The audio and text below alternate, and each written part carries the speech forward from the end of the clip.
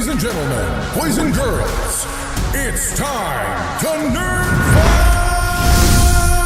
The ultimate showdown where geek culture collides with unfiltered opinions and passionate debates. I'm your host, Mr. Know-It-All, bringing you the latest and greatest from the world of movies, TV shows, and all things nerdy. But hold on to your warp cores because the real captain of this starship is none other than Salty Trekker. So strap in for a wild ride because we're talking about the Penguins' penultimate episode, Lower Decks. All that and more starts right now. You don't want to miss it. That means only one thing. It's time to fight.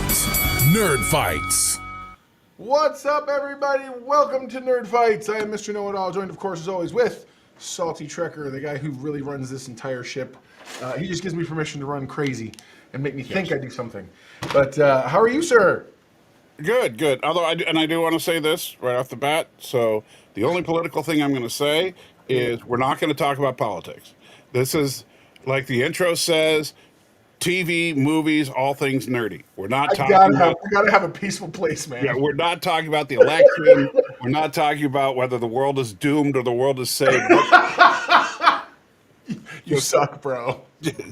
Is this like Ryan Reynolds? He's like, Feige said no, can't talk about cocaine. Yeah, exactly. Yeah. Politics is the cocaine of this channel. Hang on, a moment of silence. Good for did you. Tony Todd pass away? Rest in peace, Tony Todd. Tony Todd passed, man. I did not hear about that. Yeah, it literally, I think it's this morning. I just saw it this morning. Yeah. You know, he was great as Kern, but I will always remember him as Candyman. Yeah, no, for sure. Absolutely. My favorite thing is I learned about him as Candyman first, and then you saw him when they put him in other things, and I'm like, that's like Robert Englund. I can't see Robert Englund as anyone other than Freddy. For me, Robert Englund is always the nerdy alien from V. Oh, yeah, dude, I remember that. Now, that's going crates. That's deep in the crates. Yes. I love me some V. That was a wonderful one. The original version, and when they tried, the reboot was like... The reboot was okay, but it was a far cry from the original. Definitely. And I think that, like, the newer version just had the advantage of better visual effects. True. But the story was all over the place and just wasn't as compelling as the original. I hear that. Thomas says he died on the 6th, but was announced yesterday. That makes sense. That makes it. Give the family a moment of peace before everything explodes around them. That's real. Yeah. Anyway, so my back surgery is slowly healing. The cybernetic. I got my remote for my cybernetic. Oh my God. That's actually what this is. I'm surprised you're not like, I got my remote. Yeah. I can just wait, arm goes up. I requested to get a little gray box with 8 buttons on it, like Dr. McCoy rigged up for stock, but couldn't do it. They wouldn't, So you gotta do is I take it to somebody who knows. Like back in the day, you'd go to Radio Shack and they had someone there who knew, and you would say, "Hey, I need the signal from this to work on this." Yeah. You make them a tricorder. You're like, "Excuse me, I have to fix my back." That would be so cool. And no, Thomas, I can't use, this is an encrypted system. So this little device that's attached physically to the back of this smartphone is actually the communicator that and it's actually called a communicator. Oh my God, that's awesome. Yeah. That is the best. But it's the communicator that connects the phone to the implant. And it is, and so the phone has no cellular signal, so you can't get in. It has. We'll come back to your comment. I got to ask. Stanley goes, "Are you Bluetooth?" Yes, I am. Funny enough, Stan, we could just Bluetooth connect to our. So this encrypted device does use Bluetooth technology to connect to the implant in my back. I love it so much. So I am actually Bluetooth compatible. Yes. You are Bluetooth compatible. You realize I'm getting you that shirt for Christmas now. I swear to you, you will. You're gonna get a gift for Christmas. That's what here's a T-shirt. Whenever we get a merch store going, we need to have, Nerd Fights, the only podcast with a Bluetooth compatible host. For real. Oh my God. Oh, I love it so much. What's funny is we don't have an official Bluetooth. God, listen to me. We don't have an official store, but we do have like merch and stuff. I need to put the link in the description because you can, if you go directly to, because you have to set up a brand when you set it up. So we have Amazon merch technically that's out there. Yeah. This is one of these shirts. This is one of them, property of Nerd Fights. And there's another one floating out there, which is like fight something or other. It's great. We have another one. Hold on a second. He says, Stanley says, set up the thing as a subwoofer. You imagine? Yeah, so I just like start vibrating every time. It's just this giant echo chamber. Thomas says he wouldn't do anything like possibly interrupt. He wouldn't hack you at all, he promises. Yeah, somehow I don't trust him. Thomas and the Russians. Nobody's hacking, I promise. Yeah. Hey. That's in every movie everywhere. I'm just saying you're getting bored. The problem is it's also real life reasons. No, it's right. It's like you watch stuff like Swordfish, and they're talking about the Koreans and stuff, and I'm like, this is all hitting a little close to home. Yes. Like it's like The Simpsons. How The Simpsons have predicted everything for every time for whatever. If there's a natural disaster, there's an episode probably. Yeah. Matt Groening was talking in an interview once, and he actually said, he goes, yeah, that's the problem is that when you have to do this many episodes, the stuff that used to be crazy, suddenly you're like, oh, that's happening. Wait, what? Yes. So it's like, oh my God. So yeah, Thomas is threatening to zap me anytime I mention the triple timeline. Ben One Eye says, I hate that this show has to be live at the same time as another live stream I follow, but I guess it can't be helped. There's a simple solution. Stop following the other live streams. Or if you're a multitasker with ADD like I am, you got two podcasts going at once, and once in a while. No, like, here's the thing, Ben. Let me just lay it out on the line. Of the two that you follow, which one gives you direct attention like we're giving you right now? True story. See? Right? See? Who sits here and which says one actually Ben loves you, Ben? I know you love both live streams, so which of the live streams loves you? Which live stream is going, hey there, Ben. We love you, man. We love you. Today's live stream, by the way, is dedicated to Ben One Eye. That's something we planned all along. We were talking before the show. We're gonna dedicate this week to Ben One Eye. We're gonna dedicate it to a different person every week. That's right. And Ben just happened to be the first one. Ben, we're doing this just to keep you here. Yes. I hope you understand. That's so hardcore.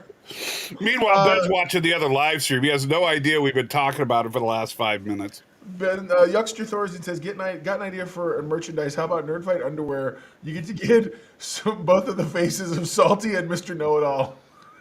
Funny you should mention underwear, Mr. Yuckster. No, because I know this wasn't part of the plan, but we always want to wait a few minutes before we get into our first official stuff because people trickle in. So yes, we're going to talk Penguin Sour. Yeah.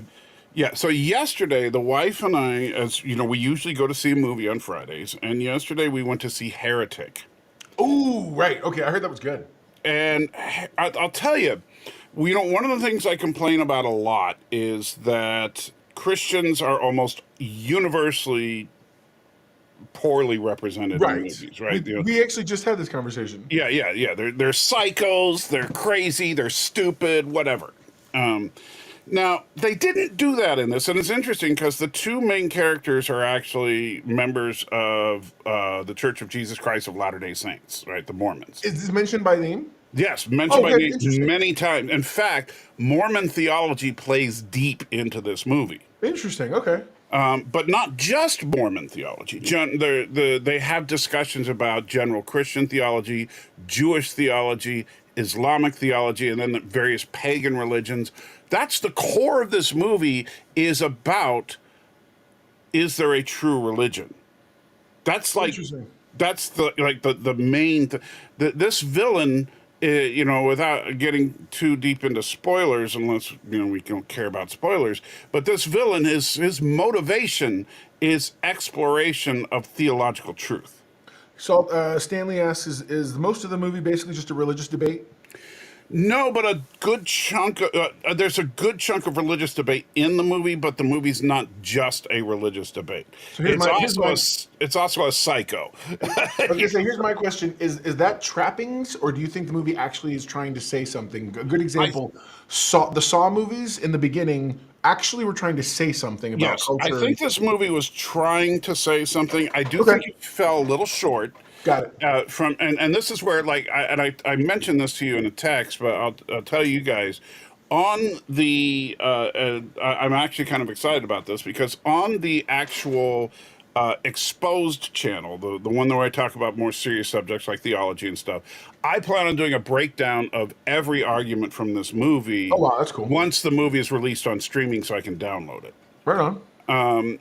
And some of the arguments that are made on both sides are well done. Some are really kind of you can tell that the writers of this movie, you can tell they didn't really understand the a lot of the modern monotheistic faiths as well as they think they do, if that makes sense.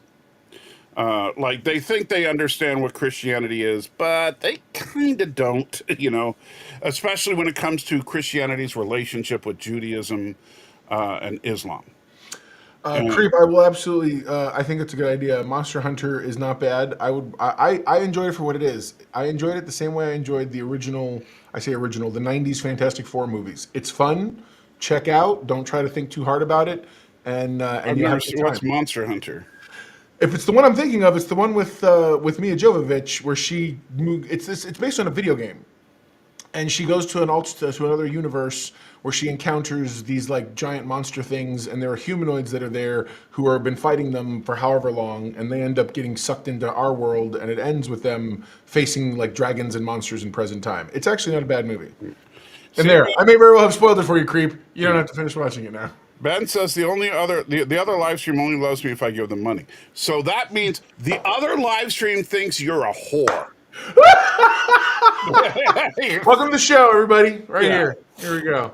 Yeah, I don't know. Oh my God. No, but so let me tell you briefly for everybody who's just joining us. Thank you, by the way, to everybody who's on the stream. Feel free to share the stream and let other people know that what's going on.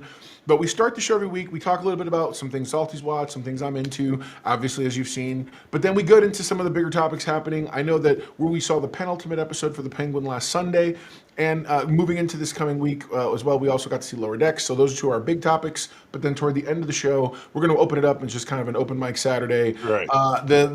Or as the title put it, Big Lunch Saturday, because we're going to talk about a lot of things. So hopefully you've made room. And yeah, man, it's good stuff. So let's Make room for that big nerdy burrito. Big nerdy burrito. I love it. Stan Lee, I am a fan, but have not had a chance to finish. Or I know the second season. Is the second season out yet? I thought it was out. I haven't had a chance to watch the second part. I've only seen the first season, and I loved it. So I just have to get back to it. Right, and Hugh Grant, by the way, absolutely brings his A game to that movie. It's good to see him doing like he's gone through his I'm having fun as a British guy phase, and now he's like, now I'm going to show you how dangerous I can come across. And I'm like, Oh okay, yeah, and because he brings all the wit and charm. Like he dials that up to 11, but at the same time, everything has this like really evil undertone to it that you could just kind of feel. And so, yeah, he does an incredible job. I love it. I love it. I love when people are like creepy because you're sitting here, like they're having a regular conversation. And you're like, why does it sound like if this conversation doesn't go your way, something bad's gonna happen? I mean, imagine like you've seen Hugh Grant, right? Yes. Nice, warm, charming guy, and he's like, "Oh yes, of course, you can leave any time you want." Oh fiddlesticks, the door jamb won't work. But not to worry, we can go through this door over here. And so And it's even worse. yeah, and that's not an exaggeration of what happens in this movie. So that's a horrible Hugh Grant imitation, but No, I got you. So let's, if you're good, let's go ahead and get into the first. yeah, we'll talk about some Penguin top. We are going to talk about the Penguin. The Penguin, man. Penultimate episode. I was happy and also a tiny bit disappointed Because because there was no top hat. I know it's How based do on you the call the episode Top Hat and not have a top hat in It's it? based on the stupid movie that the kid's watching, and I'm like, ugh. But by the way, that kid who plays young Penguin, Oh, he was good.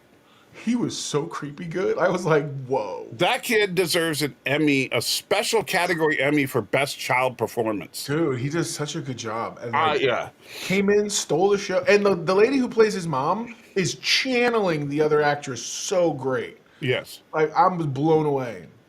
Yeah, but I gotta say, like, up until this point, I think the most disturbing child that I've seen in a TV show is probably young Kingpin from Daredevil. But this Oh guy, yeah, yeah, yeah. but this guy definitely takes the cake on that, which is ironic because honestly, Penguin is just DC Universe's version of Kingpin. Yeah, I'll go with that. Yeah, I agree. So, and they both have, like one of them killed his dad, this one kills his brothers, and Bro, it's yeah, so rough. Like seriously. yeah. So the basic gist of it, and by the way, spoilers all day long if you haven't seen the show or don't know what we're talking about. We are absolutely going to spoil it. Okay, I need you to be warned. There will be spoilers, 100%. All right, so just be aware. When it starts out with us in the past. Yes. And before we get, so you ended with Sophia holding a crowbar overlooking Vic and Mom dancing, and we opened to the past. And Which really, okay, when that happened, first of all, I was like, I knew they were going to do this, but I hate that they did this, because there's nothing worse than you're watching a streaming show that's got, that's not an episodic show, it's serialized, and they have some huge dramatic moment happen, cut to credits, then when you come back the next week, oh yeah, we're going to just do a flashback this week. We're going to tease you and make you wait for another week. And, No, for real. That's- Stanley says it's refreshing. They represent Penguin as a villain. None of this crook with a heart of gold BS. Oh yeah, I gotta this is agree not with you. Wicked. This is definitely not No. Wicked. This is yeah. Penguin is, if anything, they're making him worse than you remember. No, for real. But Ben One Eye goes, "Hey, isn't the whore the one who usually receives the money in exchange for love?" Oh, we know we're whores, so we're not even like it's okay. Yeah. I'm with you. Don't worry, Ben. But our hope is we deliver a good time worth it. That's all. Yeah. So then we finally we got to meet the mobster that he was always talking about, the one who Yeah. the neighbors all knew and the family and everybody all treated one That way. everybody loved. And, Yeah, we got to see him with the cigar and the whole bit. We get to see the archetype he's going for. And then him and his brothers go down and they play down in a very familiar area, which is where he set up base. And while there, his brothers, they don't really consider his situation, or at least they don't care. They're like kids will be. Yeah. And It's your so chance. Oz gets in that moment, we've proven it before, he gets upset and slams shut this water drainage door as it's raining. Yes. So this entire area that's supposed to be for overflow floods, and the boys die. And so it's and Oz and it's funny. At first, I'm talking to my wife. I'm like, maybe he didn't understand. Maybe he did this. And then they do this move where he looks over his shoulder toward the door, and I'm like, bro. Yeah. That's why. Yeah. You want to think that it was an accident. You're kind of half expecting to show a scene where he's like trying to open the door and couldn't. Something. But no, he is straight up murdering his brothers. Legit. And you're just like, what happened here? Yeah. Like, and all because he wants Ma. And you're like, what is up? And the whole thing didn't make a lot of sense until the end. And I wish Danny were here right now, because Penguin is such a mama's boy that Danny would say, damn, Penguin's a mama's boy. I love it so much. I do miss Danny too. So No, for real. but that's some truth right there. I mean, Especially working on the archive stuff, I'm just like, oh my god, I'll track him down. yeah. Talk to him. So But yeah, no, it's good stuff, and I love the when they so then they cut and Penguin walks into his place and Vic is clearly there. I hate you, creep. And Vic is unconscious. He's got his blood, and he wakes him up, and the whole thing. And then he sees Sal pulling up. It's all this really fast stuff. And we had a moment that I really dug. It's on the level, as far as I'm concerned, as just as sobering as him saying everything's going to be okay when he tells Vic, it gets easier. yeah. He picks up Vic, and Vic's trying to tell him, I'm sorry. And he says, dude, F your sorries. No time for that. Go.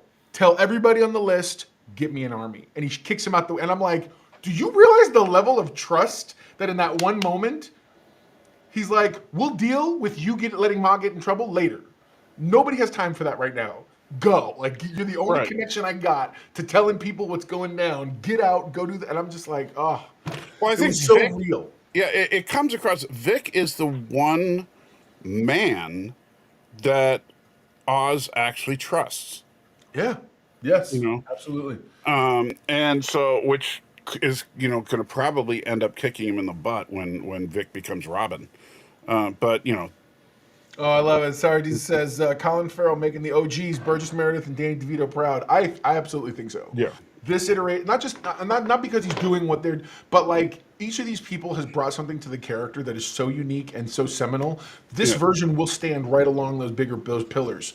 You know what I mean? And it's not about Burgess Meredith was cartoony and whatever. No, Burgess Meredith was perfect at the time, yeah. based on what Batman was at the time. He And was he's Burgess Meredith was a comic book accurate for the 1960s comics. yes. Now Danny DeVito to me, I didn't like the grotesqueness of the Penguin. I get that's what Burt Agreed. was going for, Yeah. but I think what this version of the Penguin shows is that he doesn't have to be grotesque to be grotesque. If Agreed.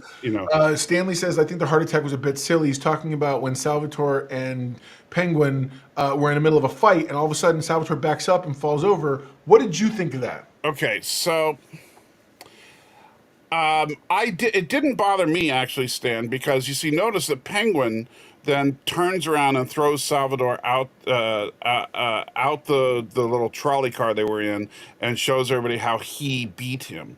But in truth, there's no way that gimpy little Colin Farrell is going to be able to take him on. No, but And what I liked, I guess what I liked, I thought he lost the fight if it wasn't for the heart attack. I agree 100% with you. But what I loved was, I think you're absolutely right. He without the heart attack, he's losing.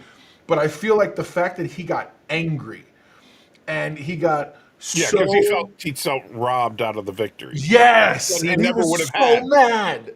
And it's Yeah. like, if I'm gonna get, if he's like, I thought you were gonna beat me up. I thought you were gonna take me out. Blah, blah, blah. And I'm like, oh my gosh, dude. It was- And that's this is show. I mean, my goodness, this is like Colin Farrell's magnum opus here.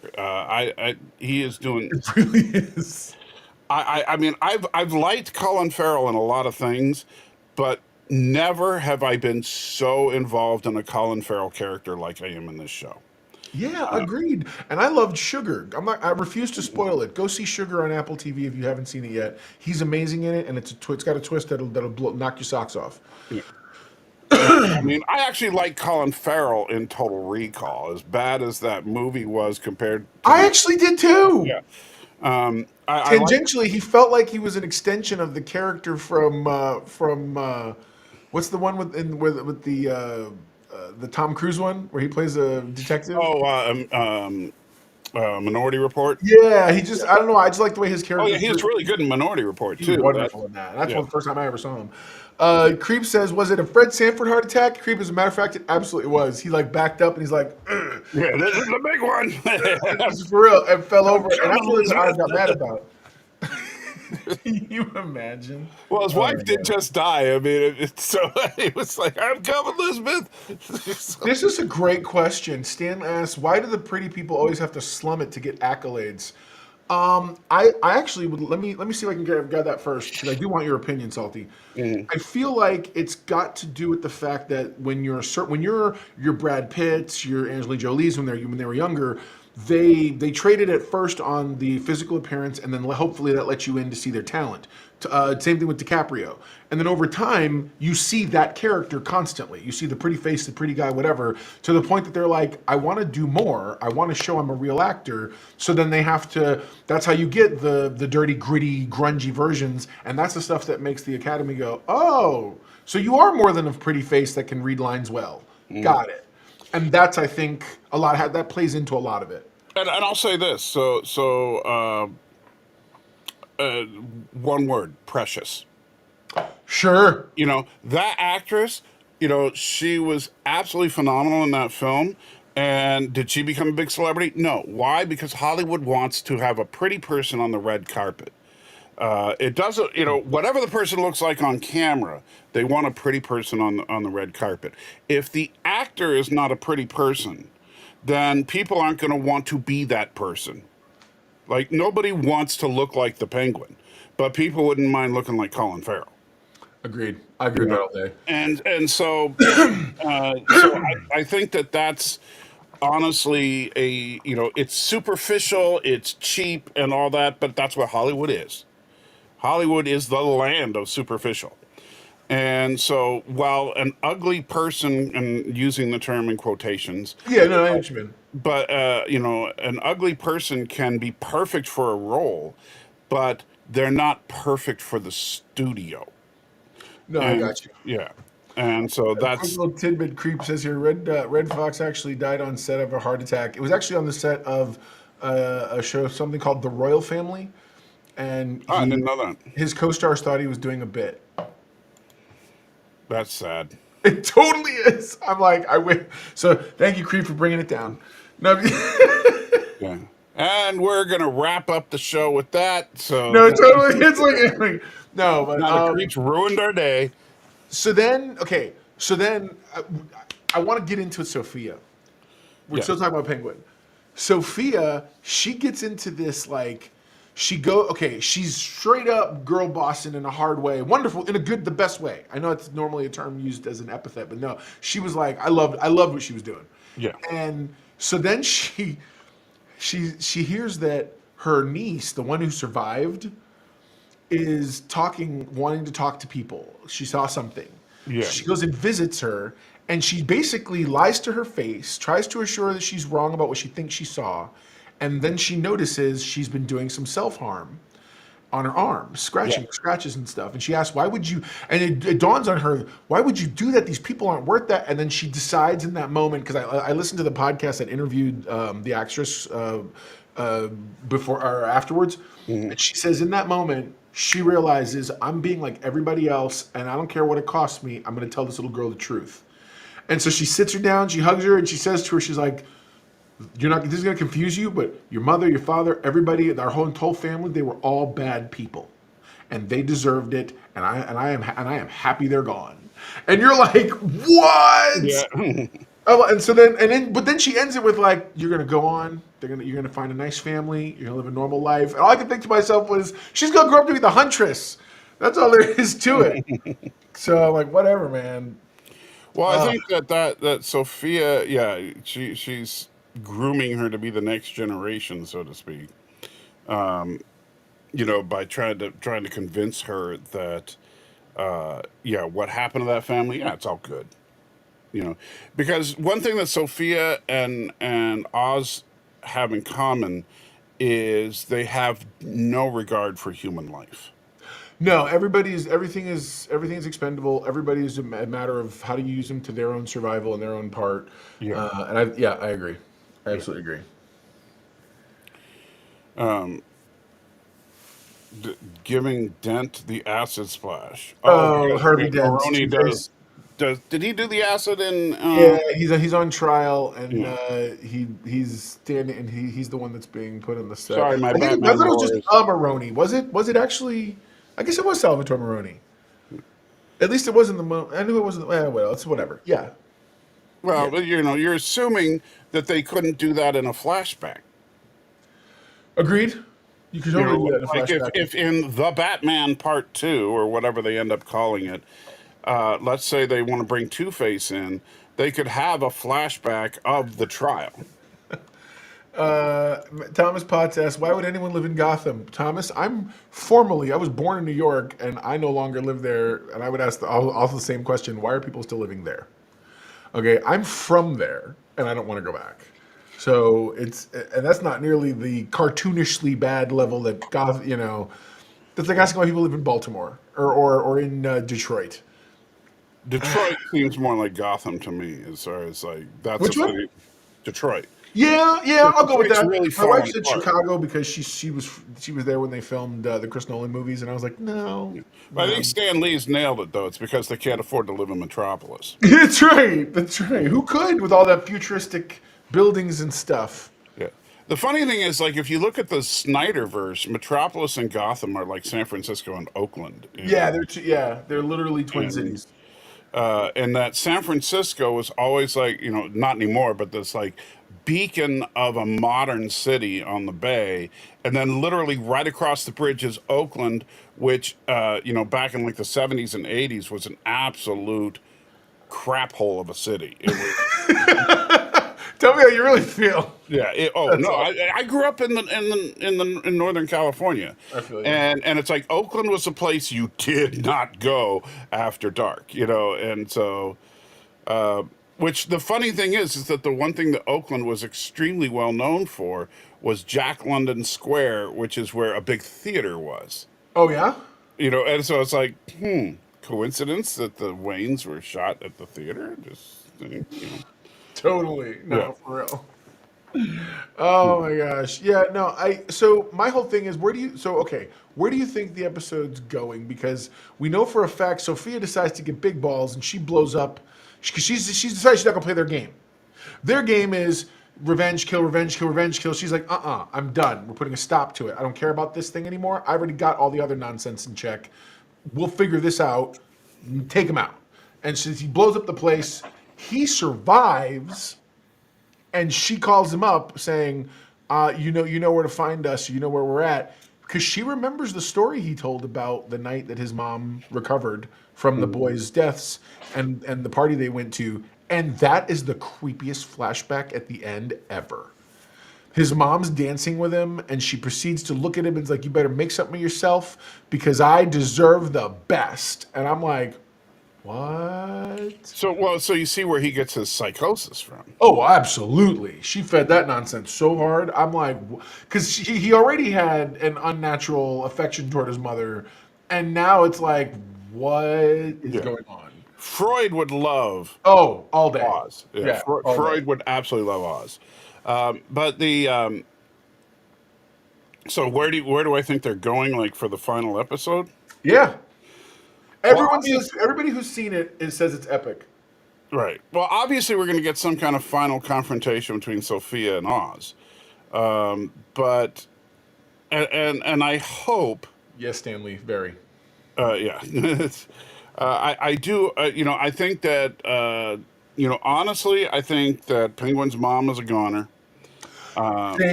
Same. I think that Sophia is probably going to die. But, Really? Yeah, because it's the only way to make Penguin the undisputed kingpin of Gotham. Is I don't know, because man. Sophia is the only major crime boss left. I feel like you have. I don't know. Maybe that's possible. That's possible. But I feel like there's. I don't know why, but I feel like she's almost risen to a level that I could see her being something. Even if she's like, look, we're just because I could just see them being they're going to live that way, fighting back and forth. You know what I mean? Infighting constantly with the Penguin because the Penguin's going to be doing different stuff. He's doing it on a different level. Right. Than they're doing. They're doing the classic. Crime, running a city type stuff, and Penguin's like, no, man, I'm trying to go deeper than that. So Stan, I don't know if they're only going to do one season, but this is supposed to lead directly into Batman 2. Directly, like he literally said it should. I would not be surprised in the least if the final scene is him standing in either his new club or the old club as the boss. Yeah. Decked out. And outside the window, then you see the bat signal appear. I do think that we're going to see his new club, or like you said, a renovated version of the old club. Right. Because, keep in mind, in The Batman, the club was a big part of that movie. Yes. And so I don't see any reason that you wouldn't have, like in The Batman Part 2, since there's always a club where all the evil people of Gotham seem to go. All the evil people. It'll just be Penguin's club and, instead of Falcone's. So, so I think that you think Sophia's going to end up in Arkham. That could be too. That would be a horrible fate for her. I could see Sophia in Arkham. But I do think we're going to finish it with Penguin firmly in control of the underworld. So that in the Batman 2, Batman, if he's trying to hunt down somebody in the underworld, will be going to Penguin. Basically to... I could see him visiting him and being like, I'm back in town. You think you guys had free reign? Whatever. You know what I mean? Or it's like let's say, I don't know, I haven't heard anything about what they're going to do with Batman 2. But There's rumors because the only thing that was confirmed is it takes place in the winter. So everybody immediately went nuts. It was Mr. like, Freeze. Mr. Freeze, Mr. Freeze. It's like, Well, no. Mr. Freeze is more epic during the summer, making it cold. Yeah, but I don't believe they're gonna do Mr. Freeze. I believe that's too far in the stretch towards supernatural or comic booky. And Right. I feel This like Batman is very grounded. very grounded. I mean, Don't get me wrong, yeah, you could Riddler find an was a interesting straight way up. to Yeah, do something. Maybe. yeah, Riddler was a straight up serial killer right out of Seven. Yes, Zodiac style 7. Yeah. Yes, absolutely. So I could see them like bring in another serial killer type character because it's not going to be organized crime because that's Penguin's domain, and so I think it's going to be another killer on the loose. It could be Joker. James Gunn has already debunked, if you trust them, that it's not going to be Joker that we saw we was teased in the deleted scenes from Batman. Right, but it could be a different version of Joker. I'm just saying. Sure, it could be something. Yeah, but You know how coy these producers are. No, it's not the Joker that we teased in that deleted. No, agreed. But But I'm it's kind Joker of that they didn't tease in the deleted scene. You know. I'm kind of hoping it wouldn't that they go. I would love to see one other really good take on a character before we go into the try to hit the ground running with the Joker. I do What think if Sophia is actually the big bad of the next movie? Like she gets out of Arkham somehow, and then starts like wreaking havoc on what she sees as a corrupt system by eliminating people, and but whatever, and then how great would it be for Batman to walk into Penguin's office at the club and say, Sophia Falcone is out there doing things, and Penguin would be like, I'll help you, so. I love that so much. Yeah. Oh, dude. Okay. Stanley asked a great question. Oh, wait. Sorry, Daniel. I'm sorry, Daniel. I didn't see you first. Penguin gonna beat Sophia. Then in the movie, Batman beat Penguin. After that, there's gonna be a Joker series that will be beating the movie. Totally. Absolutely. That's exactly how it should go down. I hope they keep Colin Farrell's Penguin around. I don't want to see him get locked up or beat down. Instead, I think that like Batman needs stability in Gotham right now, and Penguin gives that because he's already eliminated these other crime families. Sure. So I would like, and that could basically make it so that, and unfortunately, like I said, I wish this Batman was going to be part of the DCU, but he's not. But but you could have a Penguin series in between each Batman movie as a bridge between these movies, because we see the Cape Crusader in the big movie event, then we see what's going on in organized crime in between the films. And I think that could actually be an interesting, never before done kind of system. I could see that. Yeah, why not? And so I would rather that Batman and Penguin, like they don't, they're on opposite sides of the fence, but they both care about order in the city. Arkham Breakout more likely for part 2 or 3. I think you build up one more movie with Arkham, and then you have Batman and like title it like Arkham or something, like Arkham Asylum or something like that. You give it that cool name. Then everybody's going to think of the video game. I know, but so then maybe that's what you're borrowing from. They have access to the full toy box of story ideas. Yeah, they can do anything they want. So if they want to borrow from the game, that's why not. But definitely, I'm looking forward to the final episode this Sunday. That much is certain. So this has been an absolute masterclass on how to do a serialized short series. I agree. Oh my God, I so agree. Which is, again, the British have been doing it forever, so I don't know why it's suddenly a new alien idea for us. But yeah. So overall, what do you think of this? I don't want to say rate because I know you don't do that, but what do you think? What did you think of the episode? Good? If they stick the landing, this series is going to get like a 9 out of 10 easy from me. I can see that.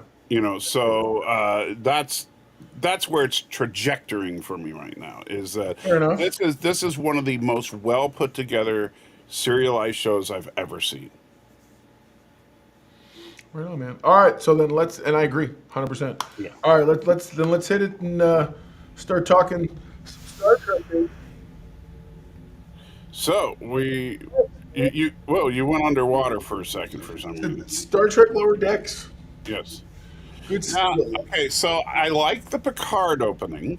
I love that too. How is that like soft in the background? Yeah. Even Baby Know It All goes, "What's going on?" And I was like, "That's awesome. This is Yeah, and it's like the thing is that it's like everything else that McMahon does. There's a deep cut involved where yeah." you have this Picard credits opening, but it's set on Chronos. You know, Which I and thought was cool because yeah, you got to see the and whole so it's process. And they show the whole thing, yeah. So instead of Picard's vineyard, it's a blood wine vineyard. which is great. Yeah. So, question: does blood wine come from the same worms as Gach, or no? I don't know. I don't think Because there's a it looks so. I I'm don't like, think there's a canonical answer to that. okay, fine. Um, Sorry. I bet if it was about a timeline, you'd know about it. No, well, yeah, but it's not part of the triple timeline. Sorry, Thomas. there it Um, is. We need to start a drinking game. Every time he talks about triple timelines, it's like, all right, fine. I've already got more on theme. Take a drink of blood wine. so this is episode 4, right? Yeah. Um, so yeah, a farewell to farms, if I remember correctly. Yes. Interesting title. I thought it was fun. It was like, okay. Yeah. Also, a lot of our characters were backseat to the other things going on. Yeah, this was actually kind of interesting because now the Klingons were, I'm trying to remember what episodes they were from, but there were 2 Klingons that were in prior episodes. There's the main guy, his brother, I think we meet him for the first time in this episode. Yes, you're But correct. then also the guy that was on the council. yeah, the guy that was on the council is That was her from, friend. That was back in season 1. The guy he showed up. That was the one who showed up, and they had partied. yeah.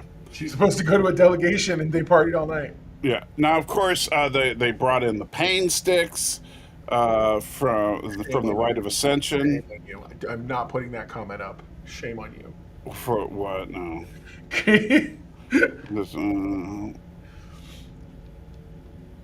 Of course, now everyone's gonna literally just draw attention to it. It's even more. well, you're the one. Okay, so yeah, we're not talking about politics, guys. No. Or is that not the comment you were No, talking about? no. He made this comment about. Okay, I'm gonna put it up there. Screw it. Blood wine is made by Klingon women. Jeez. You're a bad man. That is bad. Bad. And he laughs. You're the worst, bro.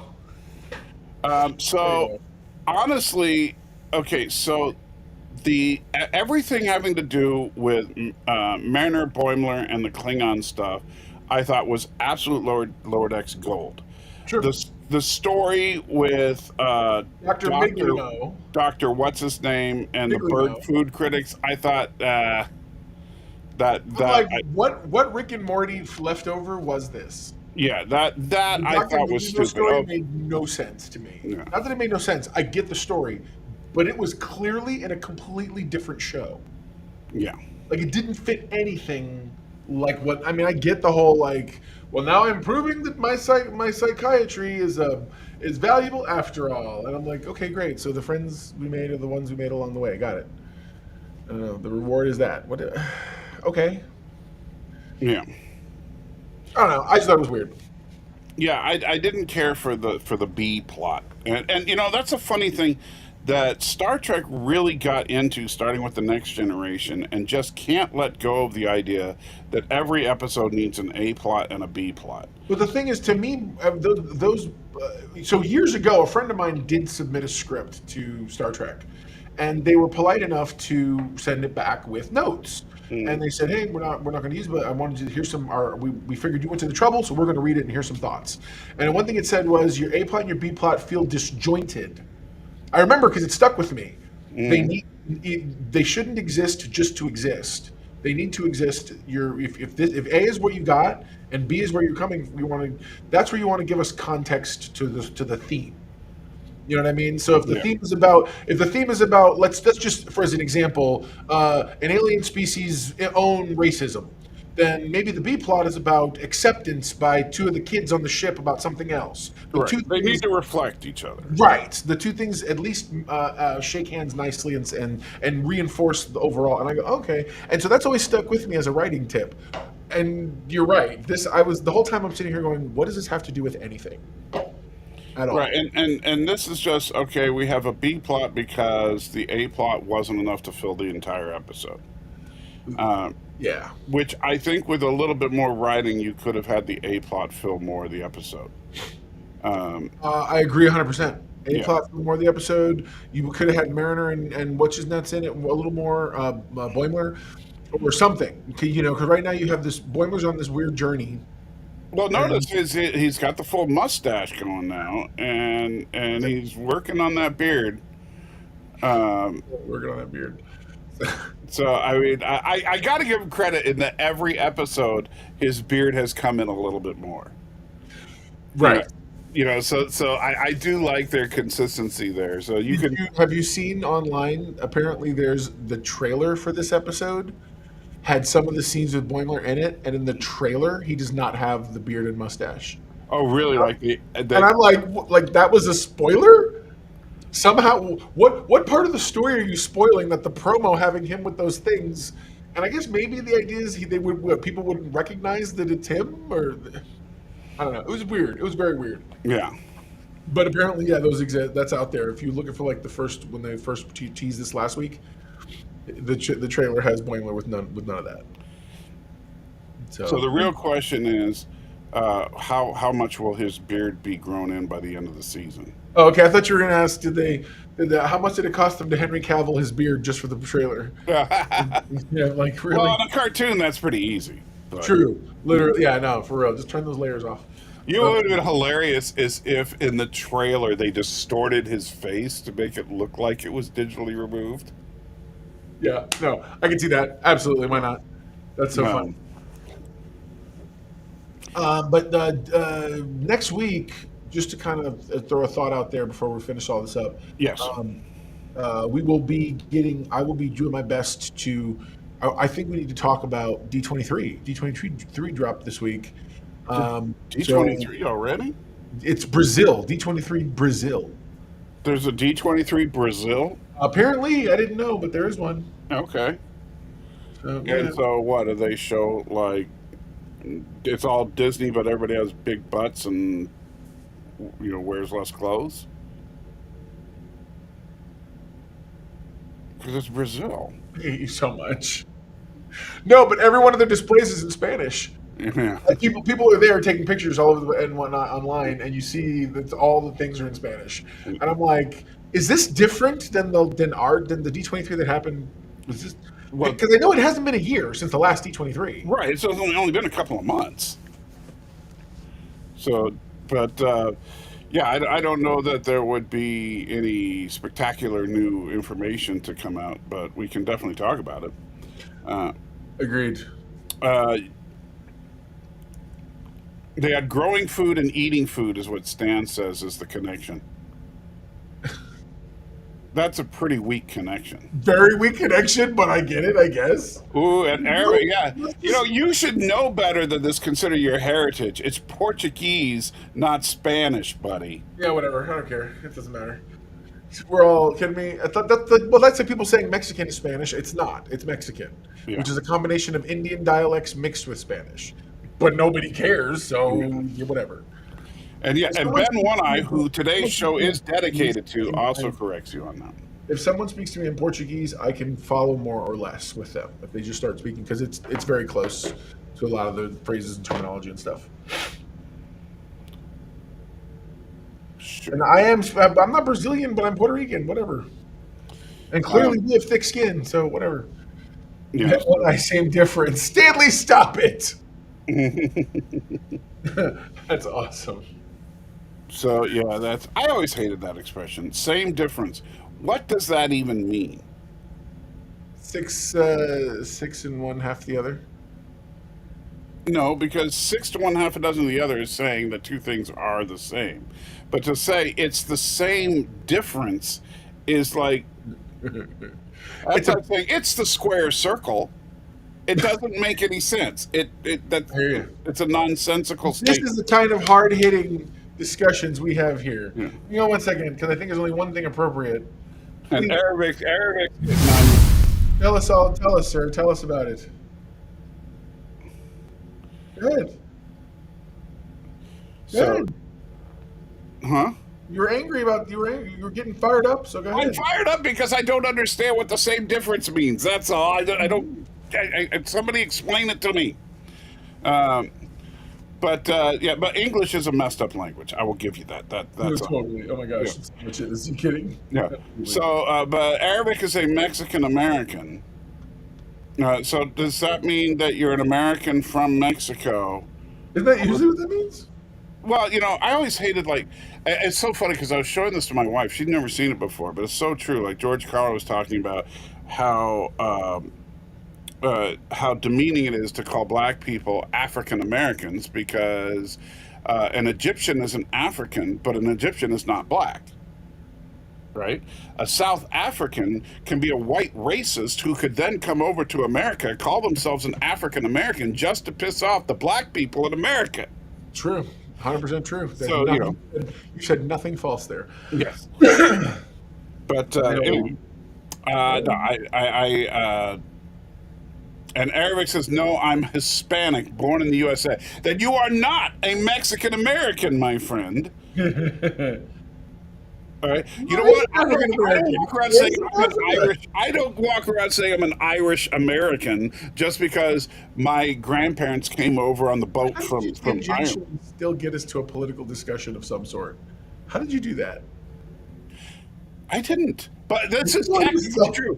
Elon Musk is an African American. Yes. That is true. Someone who moves from Africa to America becomes a citizen. That's an African American. Fair enough. That's fair. All right. Someone who moves, who sneaks in the middle of the night over a wall from Mexico to the United States, that's a Mexican American. Real quick, before we get too far off base, the very end of the episode of in Lower Decks, they do very quickly connect another station. Yes, they're like, oh, by the way, we're here to look at the anomaly. There happens to be this information that has to do with the overall plot of the series, but whatever. Yeah. Yeah.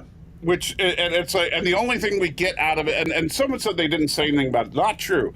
They did establish in this episode that the anomalies appear to be artificial in nature. Dude, I told my wife, I told Michelle all, I believe firmly they're gonna all good things us. We're gonna get to the end of the season and it's gonna be them having to create the thing to cause it to stop being whatever. Like they're gonna have to do it. Like in how all good things, he had to be in the far-flung future to start the anomaly, and then by the way in the prehistoric time it was huge. I'm telling you, they're gonna all good things this because they're trying to go out big. Well, you know what I think would be hilarious if they do this? Is let's say they have the Cerritos from different timelines and stuff trying to do something very similar to All Good Things. Sure. Because, of course, Boimler knows all about what happened at All Good Things. And so he's like, that's what we got to do is create an anti-time anomaly, right? Well, you can see that. Yeah, and so they're trying to do this. But, and this I think would be absolute gold if they did this. And I would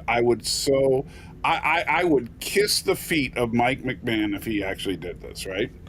Is that if in one of the realities where they're using the deflector dish or whatever to create the magic beam to create the anti-time anomaly. The magic beam? Got it. Because that's all it is. I mean, whatever. Yeah, no, I got you. Yeah. So what if in one of the realities is live action, Strange New Worlds, they take Pike and his Enterprise to help? That would be awesome, actually. I'd love that. That would be so funny to bring that back full circle from the guest appearance. Yeah. Let something. The whole season has little callbacks to every season. Yeah. That would be amazing. That would be amazing. So I would absolutely love that. I would love that so much. Yeah, man. And you know, in All Good Things, they were looking out the view screen at the other Enterprises. And they look out the view screen on Pike's Enterprise, and they see these animated ships. Oh my God, that'd That'd be awesome. Yeah. What if you saw a real live action Cerritos? And a live action Cerritos, yeah, that How would be cool would that be to see a live act and you get everybody to you give everyone one shot, just put everybody in an outfit, and it gets to be them being them. Oh, stop it! I would love that. and just to make here's how you really piss people off, right? So you see the one live action Cerritos with all these animated ones, and Pike's like, "Give me that ship." I hail that ship, right? And so the thing pops up, and you see Mariner and Boimler, and then like you just see off, like somebody's shoulder here, somebody's leg there, so you can't quite see them because the rest of the And cast the camera's like got just enough depth of field where you can't right, make them go. and you have Boimler say, "Captain Pike, I've got to," and then the ship blows up. Oh my god, that would be awesome. That'd be great. Right on, man. So See, there you go, making better shows again. So, anyways, all right, guys, tell us in the comments, continue to conversate. Tell us below what you guys think about the new episode of Lower Decks. Did it meet your expectations? Did it not? I was okay. And this was the first show episode of the season I thought did something interesting. I thought this was the best episode of the season. Yeah, so far. same. But I still think that B plot really needed a rewrite. It was bad. Yeah, for sure. So yes, Satan is trapped in the center of the universe, according to the TOS cartoon. No, Satan is trapped in the center of the galaxy, according to the TOS cartoon. However, in Star Trek V, it's the God Monster. So yeah, God Monster. Yeah, you remember the God Monster from Star Trek V? Of course. You don't remember Satan from the animated series? No. Yes, Satan. No joke. In the animated series, the Enterprise goes to the center of the galaxy in order to explore what they think is there, and they end up going to they're getting sucked into another dimension where they meet up with Satan, who's like becomes their buddies. Meanwhile, all the angels there get pissed off, and Kirk and Spock learn magic and have a Hogwarts battle with the angels in order to save Satan. And at the end of the episode, Spock comments that Kirk saved Satan. What show was this, and how did I never see it? It's called The Magic of Magus 2. It's an episode of the animated series. Right on. And yeah. So yes, Kirk literally saves the devil. Okay, well, that explains a lot. I wonder if that was his impetus behind Star Trek V. He's like, we're gonna go back to the center of the universe and forget that. Yeah, but that's the funny thing is, this is the center of the galaxy, and then Star Trek V, it's like, we're going to go to the center of the galaxy and find God, who turns out to be an evil monster, aka Satan. So, Legit, and exactly. And then, or as Stan said earlier, what does Satan need with a starship? Yes. So, anyway. Yeah. Oh man! All right, guys. So this is the part of the show where we're going to open up the floor to you guys and say, "Hey, man, let's talk about whatever's going on." Yeah. I know that I have been except politics. We're not talking about politics. For the love of God, I need one place where it's just good old fashioned us talking about stupid nonsense. Yes. Other than talking about that stupid nonsense. So although we could talk about the original series episode, The Apple, in which a bunch of orange-skinned guys are feeding a space monster. I mean, thank you so much. And then, so I've been watching. So, if you're a wrestling fan, there's an animated show that's on Max called like The Invincible Wrestling Girl or something, around a Fight Girl or something. It's based on a comic book I found out. It's really good. It's hyper exaggerated. It has very anime flair, but like imagine an American style anime. What is with you people in wrestling? Wrestling sucks. No. So no, I'm not saying, but I could care less. That's just the vehicle this show is taking, and it's really because it allows it to do some cool things. It's a invincible world fight where like hero people are wrestling as like the national pastime in this world, right. and this girl was born on a place that only ever has accountants, and she wants to be a wrestler. and because she saw years ago when she was a child, she saw like a young child, she saw this one female wrestler that inspired her and whatever else, and so it's surprisingly good. And I watched it because I was bored. I was waiting for the family to come downstairs. It was like 22 minutes long. I was like, yeah, I'll watch this, whatever. And it ended up being really like if you like anime, this is like an American-made anime, which I thought was And cool. there's only 2 episodes out right now, so Right now, yeah. good time to get into it. Episode 1: In a world inhabited by wrestlers, a young accountant in training dreams of life beyond her humble home on Accountant Isle. How can you not love this already? Huh? Or as our good friend I just went to Max Colombo and said, "Oh, just- isn't that nice?" I just logged into Max and brought up the details. There it is. And you see, I see why he likes it is because the subtitle languages include Portuguese. There you go. Well, yeah, I speak Spanish. Yeah, that's it. You know what'd be funny? It's like if the Portuguese subtitles and the Spanish subtitles are actually the same. Dude, that would be bad. That would be bad. I could totally. And they'd be like, it's the same difference. It's right. It's That's awesome. like people that can't tell the difference between Irish and Scottish, you know. No, there's a big difference there. One has red hair, the other drinks a lot. Wait, what? Yeah. No, actually, you know, the biggest difference, I think, is one, their skirts are plaid, Yes. and the other, They're not called skirts, they're called kilts. and then the other, their skirts are green. Wait, plaid you can't have green plaid?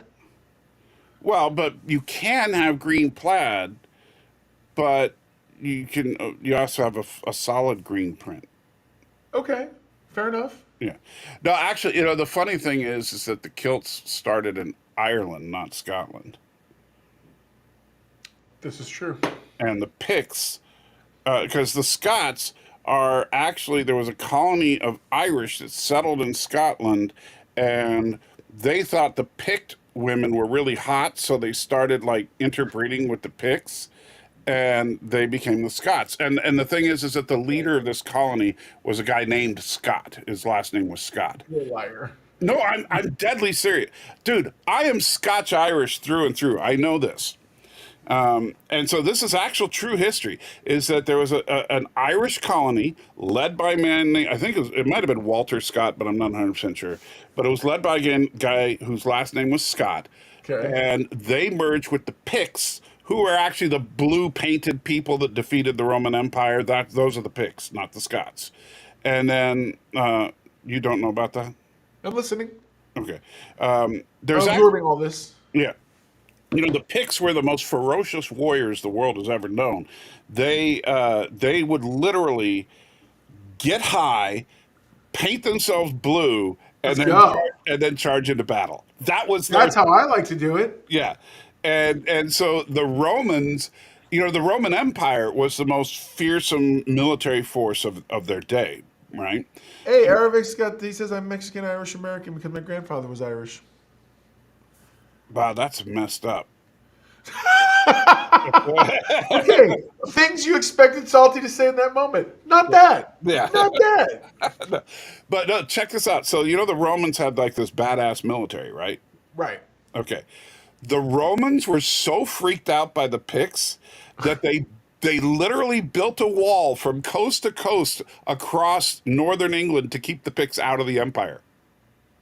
Damn. Hold on a second. Look, let me tell you right now. First thing we're going to do, we're going to build this wall. Yeah, We're going to make the exactly. Picts pay for it. I didn't say it. I didn't say it. Right across the... We're Come on! going to make Joe the Picts Gibson. pay for it. I love that. Yeah. I'm like, let's go, man. But there are remnants of that wall still Oh, there. that I believe. No, I've heard.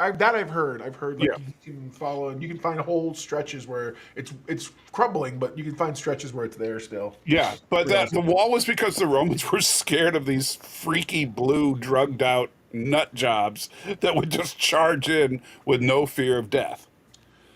But yeah, so then the Picts and the Irish basically interbred and became what we call the Scots.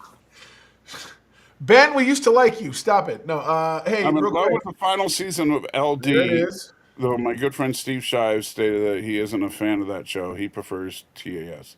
Mainly, that's what I wanted to talk to you about. Let's have a quick discussion. I'm not fighting or arguing because I haven't watched enough. I have seen some of them, but I haven't watched enough to have like an opinion. I've seen like the Giant Spock episode and a couple others that were brought up for a while back. In response, they came up into the Zeitgeist again in response to stuff Lower Decks was doing. That's when I watched them on Paramount. So what is your thoughts when you compare the two things? They're two very different shows. I think that the as far as Star Trek comedy is concerned, Lower Decks reigns supreme. And by the way, I don't even think I used to think Lower Decks was satire. I don't anymore. I can, I don't have a problem with it being a canonical Trek show. It's Really? no, I don't either, but I find that fascinating because the way I look at it is that you have Boimler and Mariner, the main characters, and both of them, while, okay, Boimler is just a little incompetent physically, right? Mariner is very aloof with her attitude about things. But both of them are huge fans of Federation history, particularly the greats of Federation history, which would mean Pike, Kirk, Picard, Sure. Archer. So these are people that they look at kind of, and a perfect segue here, kind of like what I was just talking about, going into all the nerdyisms of the Romans building a wall to keep out the Picts because it's it's a part of history that I find really interesting. They see the same thing when they look at events that happened in what we call, from our external God perspective, the original series or Next Generation or Deep Space Nine. To them, that's just history. Right. But because they're not honestly hardworking, perfect Starfleet officers, they're on a crappy ship in a crappy assignment, and they goof around a lot. Sounds valid. And so they're just, they're sent on real missions. And if you think about it, some of the stories that we see on Lower Decks are genuine Star Trek stories. Agreed. I will agree with that. Absolutely. Yeah, they're just Star Trek stories that are resolved by, like we're used to seeing the best of the best, and now we see the other guys. That's hilarious. Now we see the other guys. Yeah. Then when I says Lower Decks is aimed at adults, while TAS was a Saturday morning show. Right. Now, the animated series, by contrast, is a much more serious show.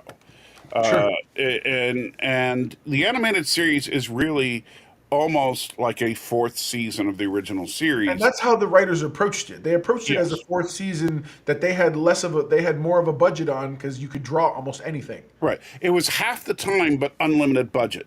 Right. And so you could create bizarre aliens and, giant 50-foot Spocks running around, and, aliens with 75 tentacles running around, which, by the way, they really use a lot of tentacles on that show. Like, if you haven't seen them yet, look at my shorts called Journey Through Trek when I talk about the animated series. That's why I said I knew you were going to do that. Yeah, almost every episode of the animated series involves tentacles. Why? I don't know. I think that hentai was. You may have just opened up a whole new audience to Star Trek the Animated Series. Yeah, I think hentai actually got its start on Star Trek the Animated Series. Japanese kids were suddenly like, huh. Yeah, we could do that. I want to do something with this. And okay, so Aravic, when I say unlimited budget, because yes, you're right, the animation quality was Funimation animation. They were known to be a low budget studio, and the animation was crap in comparison to what we consider great animation. Right. However, what I mean is they could make an alien that had like you remember the episode By Any Other Name. That's where the Kelvins come over from Andromeda and take over the Enterprise to take the Enterprise back to Andromeda to lead an invasion force. And when Spock does a mind meld briefly with one of the Kelvins, he describes them as being these immense beings with 75 tentacles, and their brains were so advanced that each tentacle could do a different function at the same time. Yep. And so that's amazing, crazy sci-fi out there stuff that they could not do in a practical way on set. And so instead, the Kelvins just say, "Yeah, we decided to look human because your ship is going to be designed for humans." You know. So, but in the animated series, you can show that. Even if it's not animated well, you can have Vendorians or the plant guys that have, a bunch of tentacles sticking out in every direction. That's why suddenly on the bridge, like two entirely different species officers showed up. Right, you have Goat Boy, as I like to call him. I remember. Who it's actually Eric's, I think. Or something. Yeah. And then the cat Nick. Yeah, but Eric's has 3 arms and 3 legs. One of his arms comes out of his chest. Right. You couldn't do that in live action back then. Right. And in fact, in many ways, you could say that Eric's was kind of a precursor to 8472. Yes, I could see that. That makes it. Oh my God! Can you imagine? You find out that's where they got the idea from. Yeah. Or that somehow they're distantly related. Oh, okay. I can see that. Yeah. I can see that. And then Adventures of Goat Boy and Cat Girl. Yeah, and Cat Girl, also known as Lieutenant Emrys, was another one that you couldn't really do in the live action show because the makeup would have been insane back in the 60s to do. Which again, you could do it today, but at the same time, I just think making the big eyes and the cat ears and all that is easier to do in animation. That was me. Sorry. Yeah. But I mean that's what you meant by ultimate budget, and I agree. Yeah. Also, how many new ships we saw that were not, new ships, new space stations. We got our first look at Federation ships that were not Constitution class starships. Yep. Things like the cargo haulers that we saw. Oh gosh, what's the episode in that? The More Troubles, which, by the way, it also shows one of the big weaknesses of the show is that for some reason William Shatner couldn't remember how to say Quattro Triticale, and so they called it Quinto Triticale in the animated series. And it's so jarring when it's funny. It almost feels racist, even though there's not. Like the way he does it, you're like against different races of grain. You're just no. But I think it's just like, why does that sound like an offense? Like it should be offensive. Yeah, you're just Quinto Triticale to my Quattro. Right? Like okay. Somewhere in Africa. Same thing with the Orions versus the Orions. The Orions? Yeah, the Orions. Which I did love how they explained that in Lower Decks. So absolutely, that's how you do it. Yeah. So and that's the thing. Like Lower Decks actually makes an in canon fixes a stupid problem from the animated series. And it works in canon. There's nothing to say. Just like humans are not all the same color. Who says Orions are? What if they do? I'm gonna tell you right now. Ready? Stay with me. In Orion live action? Give me all your thoughts right here. All of it. I want all your attention on this. What if we get to the end of the season and it's a 2-part ending that ends up revealing that there are 3 timelines and it tries to correct the whole thing? What if that would you just lose it? Would you lose it? I would love it, but Thomas would forever be saying how Lower Decks is not canon. I'm just like, would your head explode? Like, I guarantee you, I would just be like, oh, I would lose my mind. Yeah, you know what they could do is like have all these quantum fissures and stuff with all these different realities, and then when they all shoot their magic antimatter beam into the thing, which fixes everything, it brings it down to just 3 timelines. Way to go, man. That's how it goes. Oh my God, I would love that so much. I would just be, it would be vindicating on a whole other level you can't even think of. Like seriously, it would be like, what? Oh my gosh, that would be the best ending to a Star Trek series ever. It would be. And of course, Mike McMahon, who does watch our show, good friend of the show, Mike McMahon. Yes, at the very end, it would fade to black and it would say, "For Salty." Bro. Yeah, Little tear. And little tear goes down your eye. On my cheek. Whatever, he's gone off to do Vision Quest or whatever for Marvel. Which I'm like, he grew up. They discovered him. Why didn't you lock him down, Wait, Paramount? Mike McMahon's going to work on Vision Quest? He's the executive producer. I did No, not he's not. realize. No, he's not. No, he's not. I He's thought it was working. someone else. That's right. No, it's dude who the other guy who did Picard. Mike McMahon's going to go work on another animated series that I'm hearing rumors of. That sounds like it's going to be really good. But yeah, that's my mistake. Sorry, ignore me. Sometimes I say things I'm not supposed to. Don't worry about it. So Eric says Eric's reminds him of a Kelpian. You know what it could be is Let me see that. what if Eric's people okay, the 8472 kidnapped some Kelpians and then they had relations and we end up with Goat Boy. I hate you so much, bro. We end up with Goat Boy. What am I going to do with you, man? Well, you know. No, Goat Boy. Mike meeting is the annual. Yeah, because we have one of those, an annual Mike meeting. Totally. Well, you know, it's true. You're not supposed to talk about it. We don't talk about the Mike meetings outside of the Mike meetings. So, You just not talk about Mike meetings at the Mike meetings. yeah. But, you know, unfortunately, there's a hierarchy of mics, and I am fairly low in that hierarchy compared to McMahon. You know, so Mike Who Tyson. says? Huh?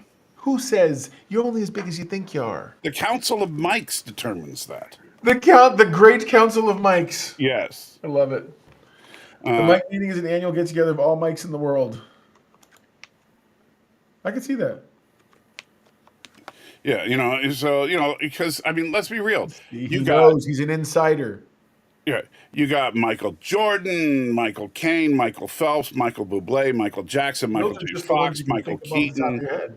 you know, Michael B. Jordan. You know, Michael Sheen, Michael Fassbender, Michael Douglas. You know, so there's a whole lot of Michaels that go ahead of me. I think Aravic brings up a good point, especially for we talk about 3-armed aliens. The President of the Galaxy in Hitchhiker's Guide has 3 arms. That Good is old true. Grandpa Babelbrox. That's right. He also has 2 heads. Oh, there you go. Mike Myers, Aravic points out. Yeah, Mike Myers. That's a huge one. That's a big one right now. Especially, that's a big one on 2 fronts. 1, Halloween. 2, it's a Kirk face. It's a Kirk face? Shatner, that's his mask. That's a Oh, mask. yeah, that's true. It's a William Shatner mask that made the Michael Myers face. And I'm like, there you go, bro. That's it.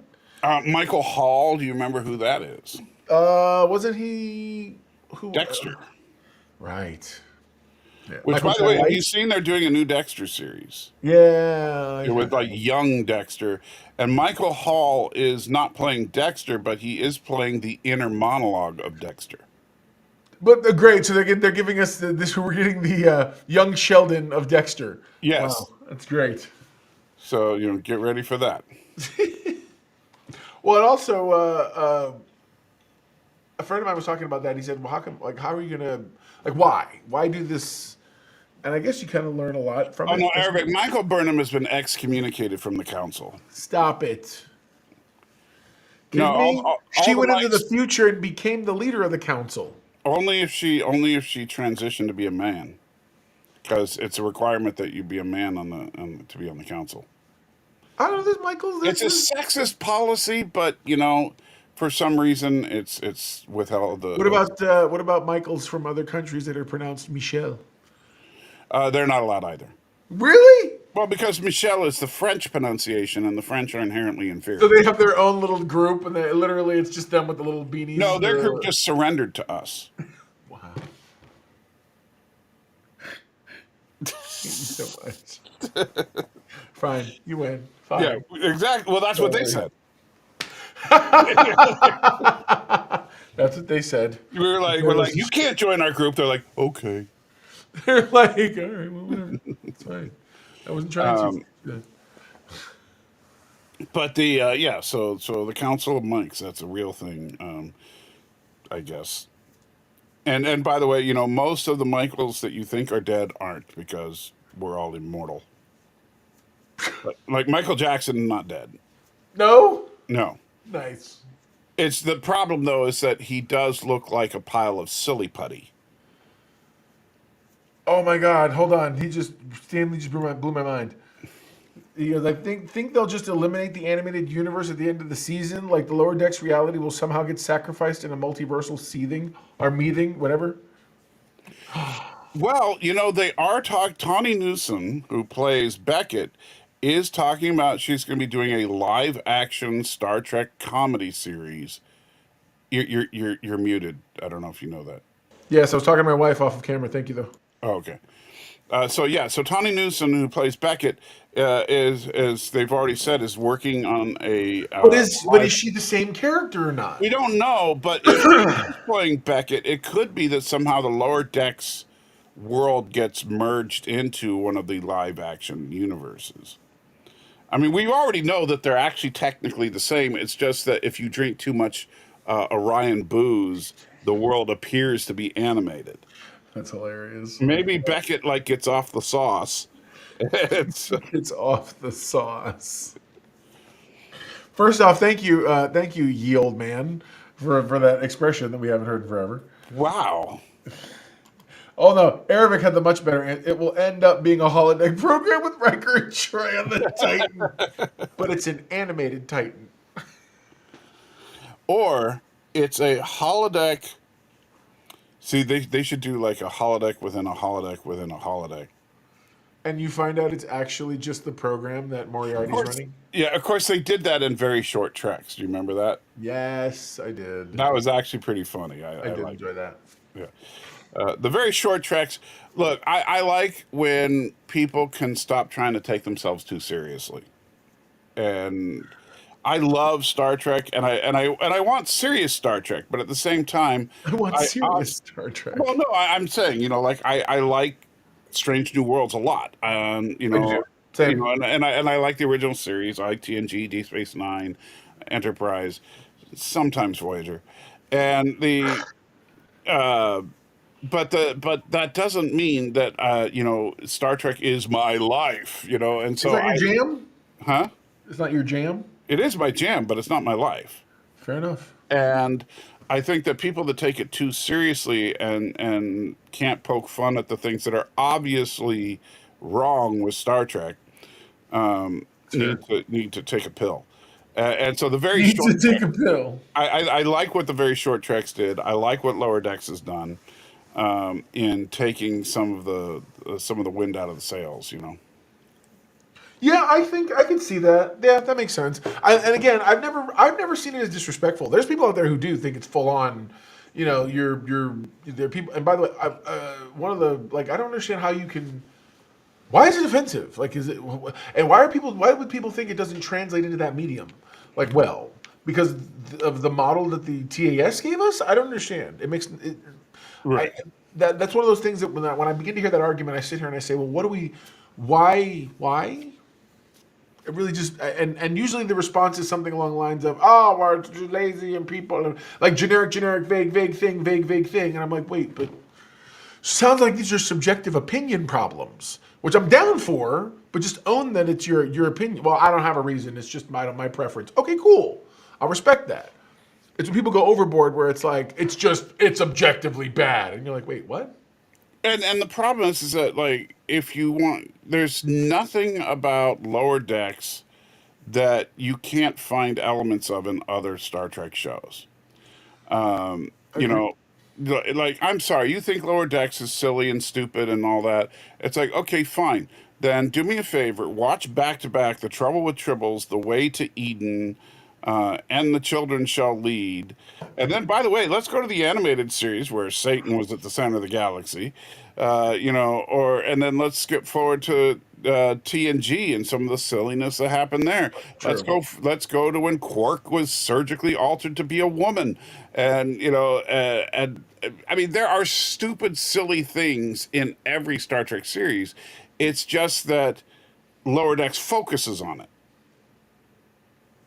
and so it's not that I don't think that you're gonna find anything in Lower Decks that is demonstrably worse than what you can find in the other shows. No, I think it's when you hear that the showrunner came from Rick and Morty and things Yeah. like that. You have a sense or a feel that it's not going to be respectful or reverent. My thing is, why do we have to be respectful or reverent? This isn't the Bible. This isn't religion. It's freaking a 22-minute comedy animation.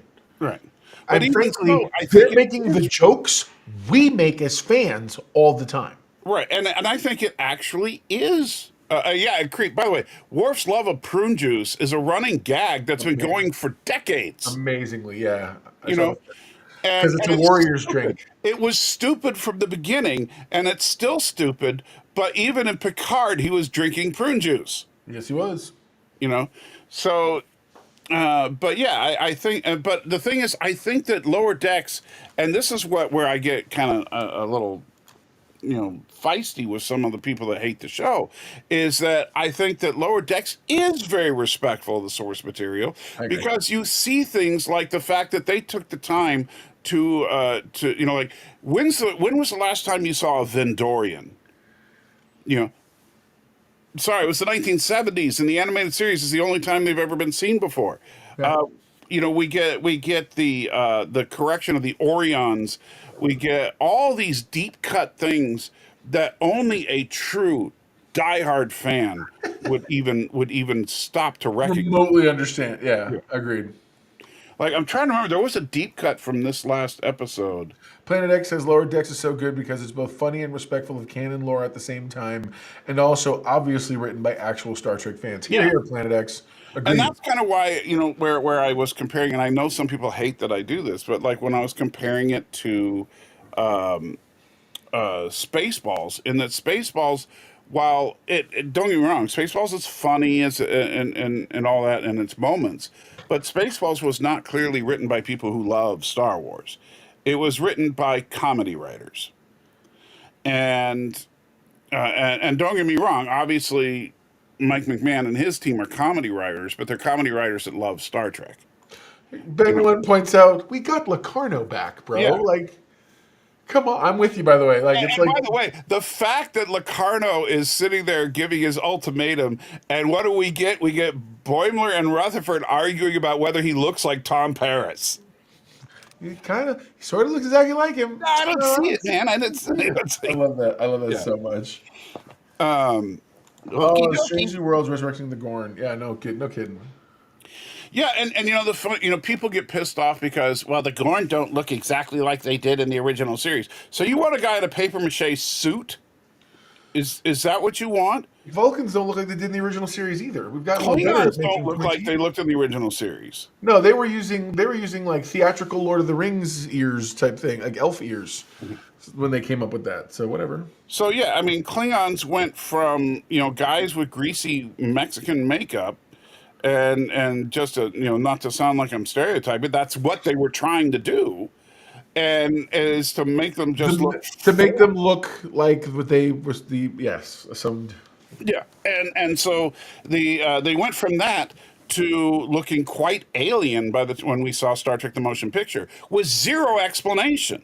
No, Stanley asked. By the way, what was the name of the top Klingon in this thing? Martok. His name was forgettable because I don't remember either. What they mentioned Martok.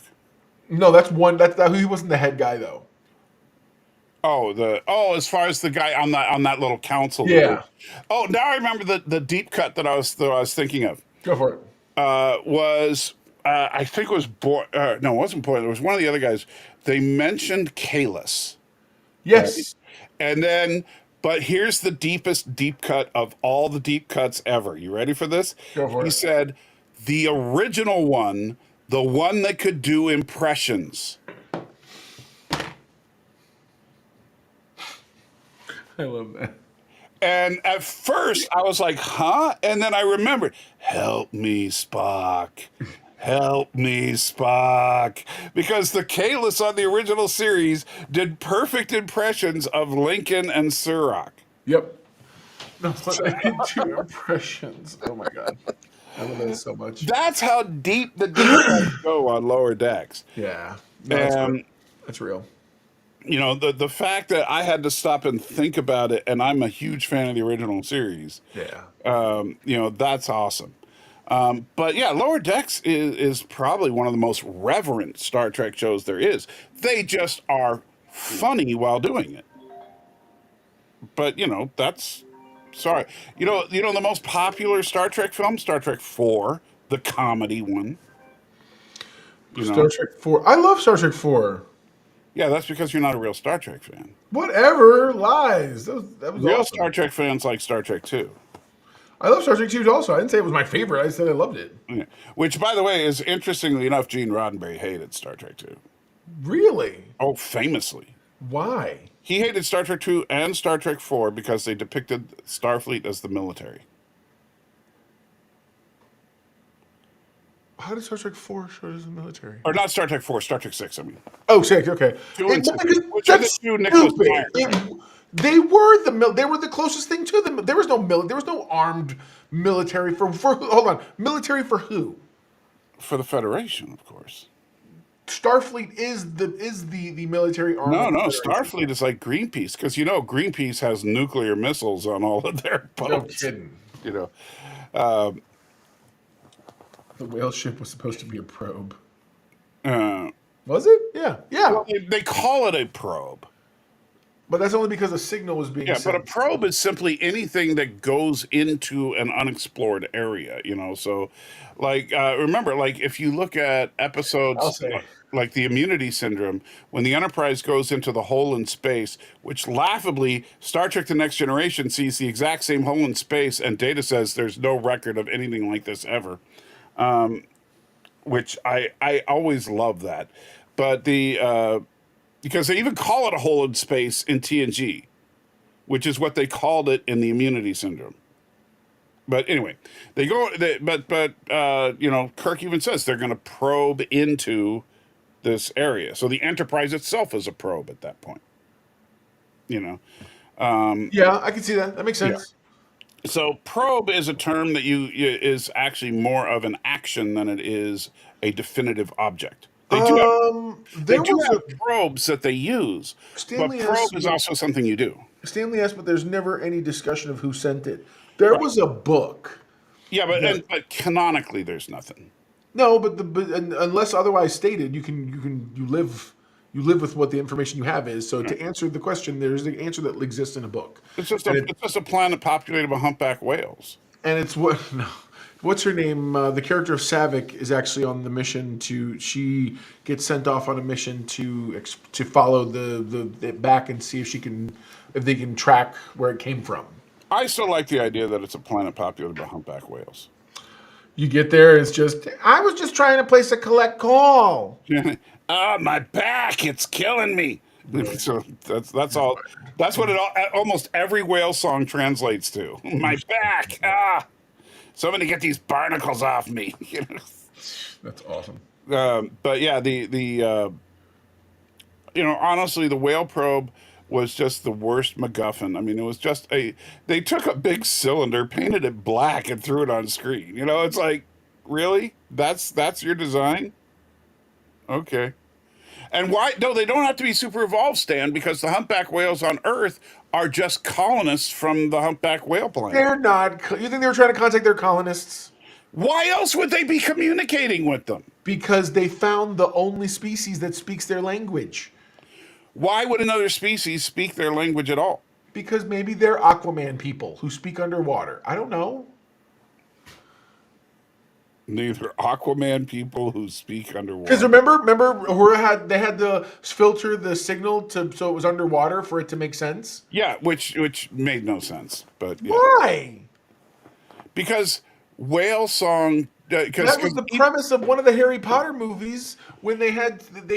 So now you're trying to use Harry Potter as grounded. No, what I'm trying to say is like it's an idea that is not alien to fiction.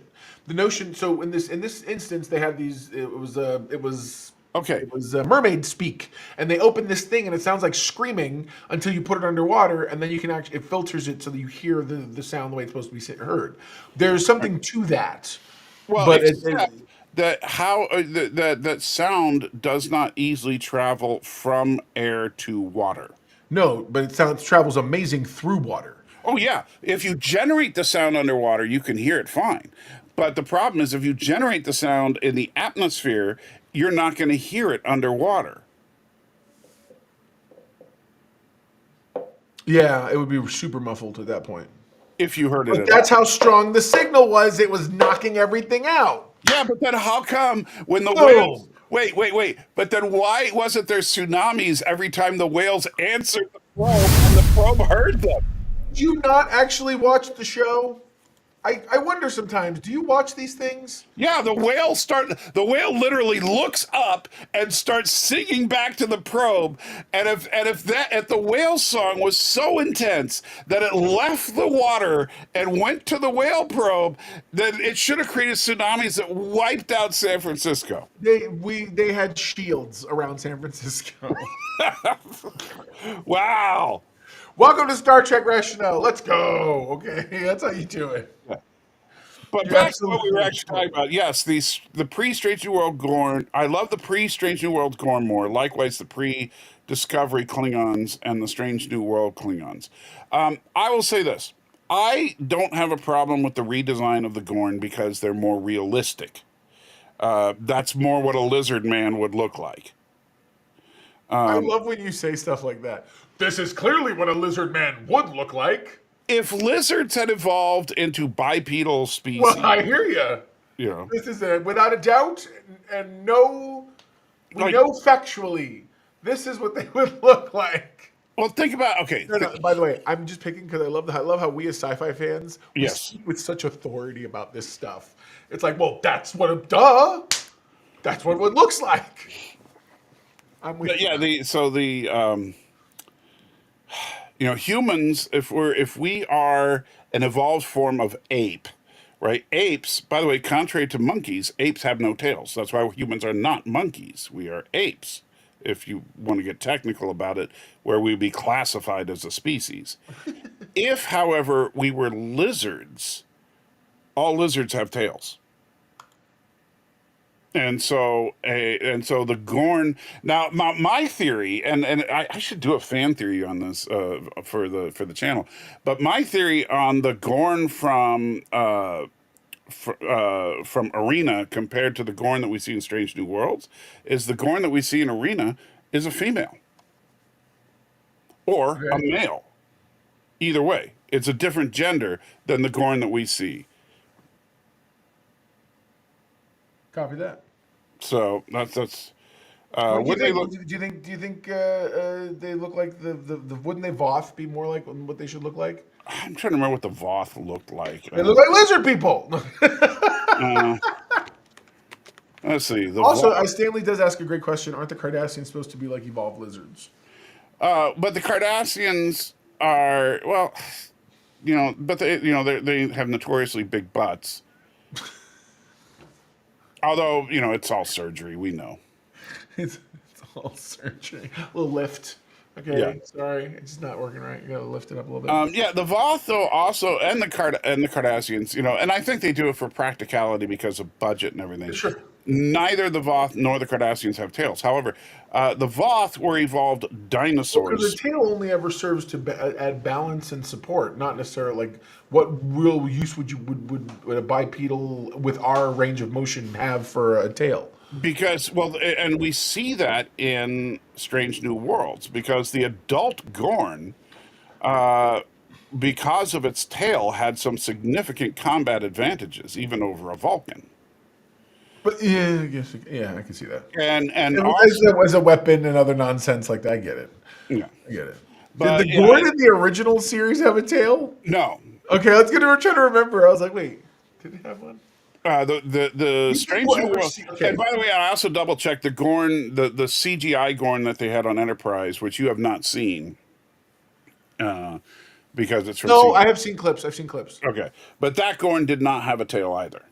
So, do you think we'll ever get like another like cast of Gorn that looks a closer like they've done with Strange New Worlds? It looks like the same design but for the current technology and font doing it. I think it's possible. I wouldn't mind them having some kind of explanation as to why they're a different looking Gorn. But and in fact, that's something they can use to try and explain Kirk's reaction to the Gorn in Arena, because Okay. if you say, if you know, because Kirk, when he's facing off with the Gorn for the first Yeah. time, he Yeah. hears Captain's log, and he says, I'm engaged in personal combat with a creature apparently called a Gorn. And it's like, the way that it's always been interpreted up until Strange New Worlds is that Kirk had never heard of a Gorn before, and here's this lizard thing in front of him. And here we are, literally about to deal with a Gorn mini war. Right, right. In the And the season Gorn opener are for well season known three. in Strange New Worlds. Yeah. However, the Gorn look very different. So what if it's Kirk saying, it would be like if you see this weird, spider-looking creature, and they tell you it's an antelope. And you're like, well, I'm facing down with this creature that apparently is called an antelope. Right, but it shouldn't. But it shouldn't be, because it's a spider, Yeah, right on. And so that's what I think, that there is like a possible different Gorn species, a Gorn subspecies. This is maybe a Gorn that's very old, has lost its tail, or maybe it's a Gorn that is a different gender than what we've seen from Strange New Worlds.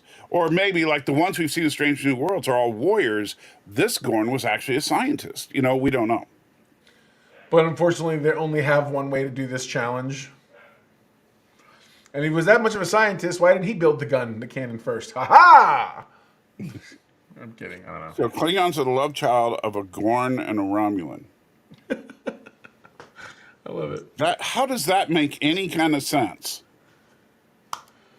Wow. Only you want to sit here and actually make sense of this stuff sometimes. God, what am I going to do with Well, you? exactly, Eric. So yeah, the Xindi have 4 or 5 distinct species. Yes. And so the and that are all highly evolved species that evolve from different branches of life, which is an interesting concept. Which, by the way, not to get all theological for a second, but if in fact Darwinian evolution was the answer to all of the questions about life on this earth, shouldn't there be multiple species that have evolved to true sentience like humans?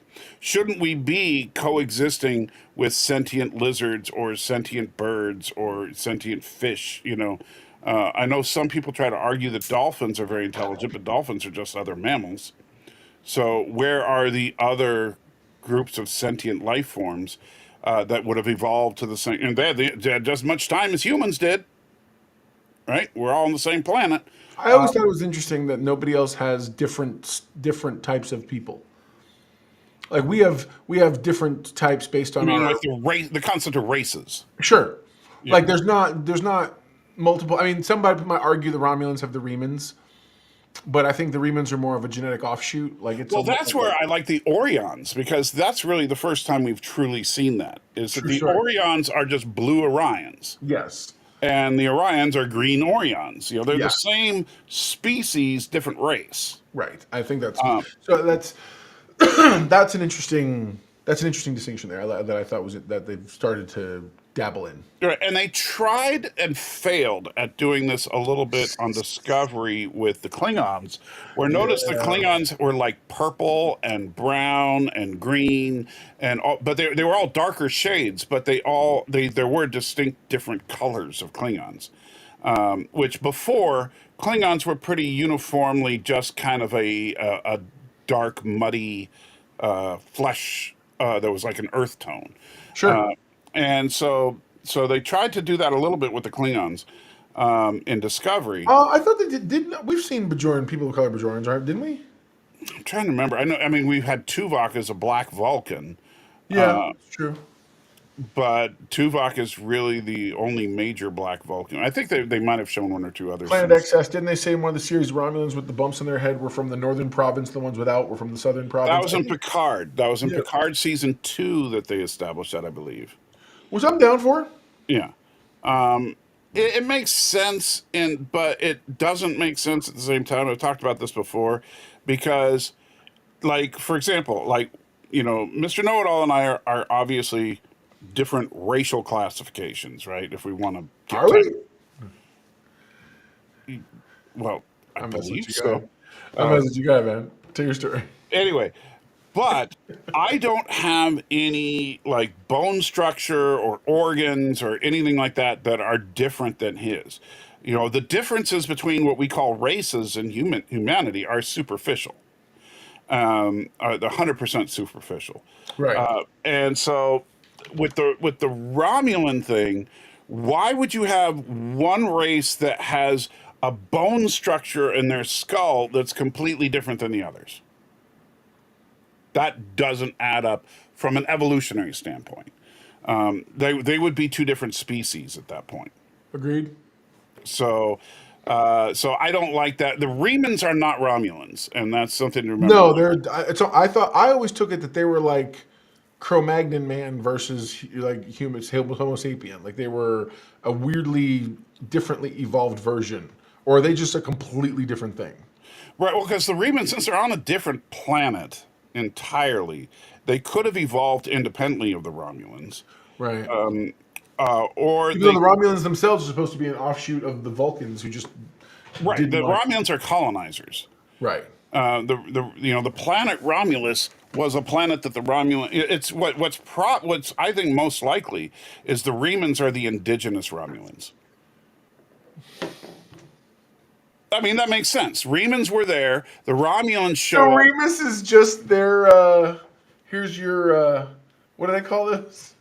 Here's your. We're gonna give you this little piece of land over here, Yeah, so Remus became the reservation for the Remans. and we'll pay you to dig up that really special ore that's in your place or Yeah, whatever. and in fact, then and this is where like, hey, let's get into the lore a little bit. So you could argue that the Romulans with forehead bumps have a little bit of Reman in them. That would explain more than just a superficial difference, because if the Remans have enough, because thanks to the preservers and the progenitors, we know Yes. that there's a lot of cross compatibility between the different species. Yes, there So are. if some of the Romulans mated with some of the Remans, you could have ended up with the Romulans with the bumps. Oh, okay.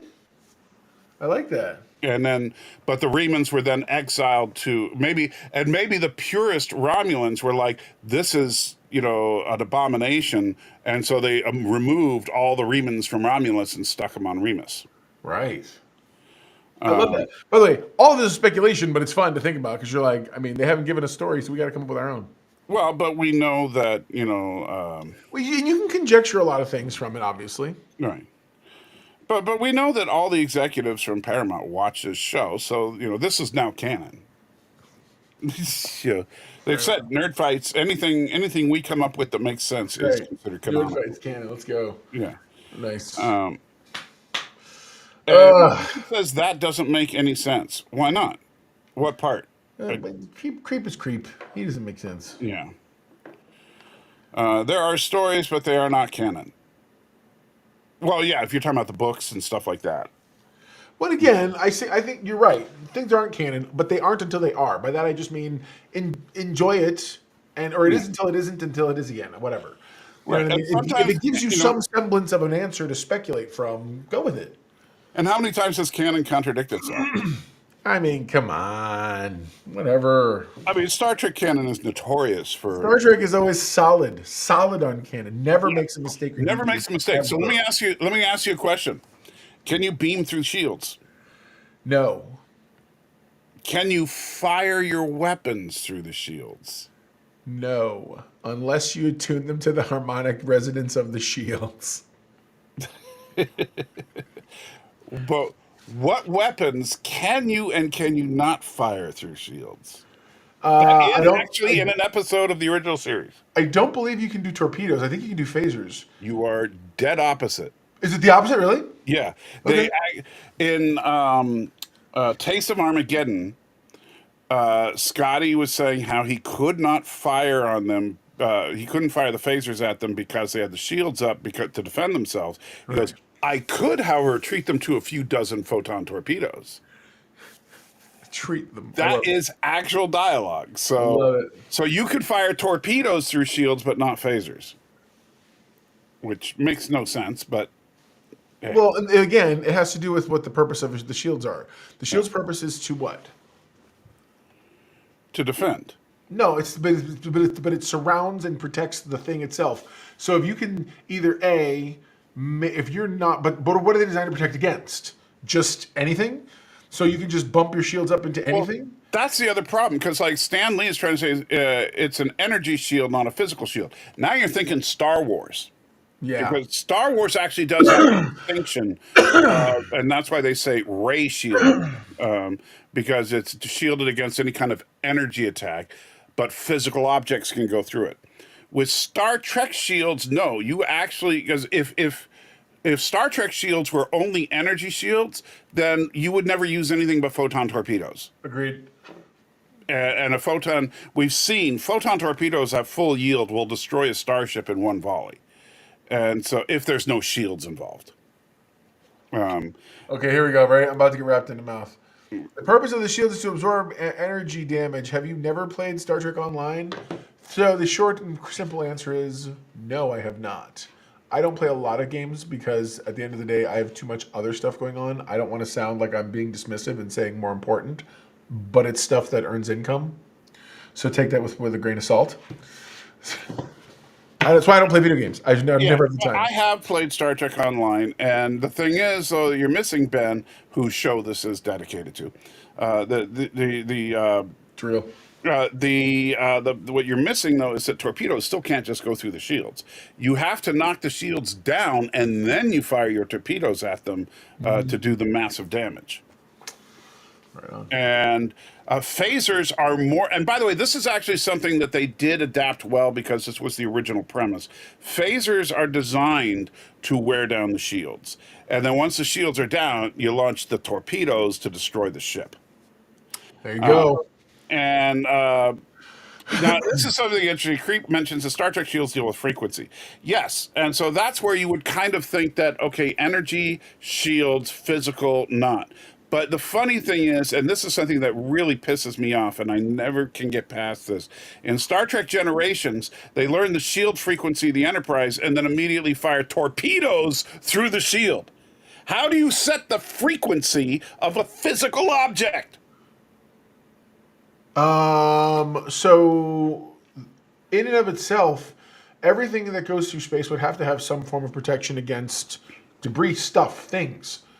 So there could always be that it's got its own, they have their own field, not necessarily an energy field, not a shield per se, but like an energy field that's designed just to help keep the dampener, so to speak, so nothing gets jostled that's inside until it needs to.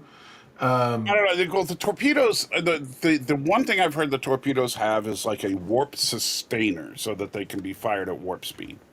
But they don't have warp engines themselves. They can just continue at a warp speed that they're launched at. Correct. Right. Yes. Yes.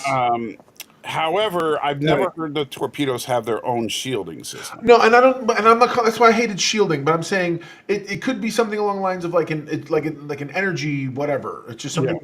I don't know.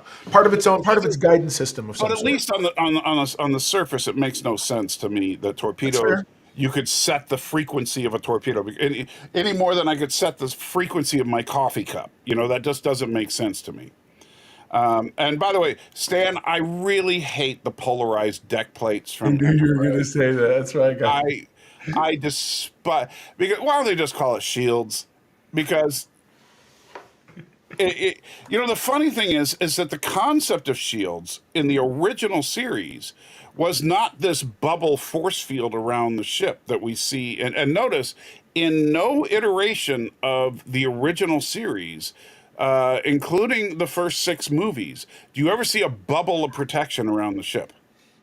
We prefer to call it a hedge of protection for those of you in the faith community. Yes, well, that's not a thing. What is check the phase of your coffee cup? It could fall through the table. And in fact, if you look at Star Trek 6, you see like the torpedo come and hit the surface of the ship, but then glance off because that's what the shields do, is they deflect whatever comes in. That's why they're called deflectors. But the grid pattern that you see on the surface of the hull, if you look at some of the old documents, like you look at the original Starfleet technical manual, you look at I love that book. I'm telling you, I need to oh find yeah, I have a mine. first edition of it up here. I love Oh, it. love it. But the original Starfleet technical manual stuff, like you'll see that grid that you see on the saucer those are the shields. Those are literally physical devices. The shields. And so if the shields are offline, it's because they don't have power. So Right. polarizing the hull plating and the deflector shields are kind of the same thing.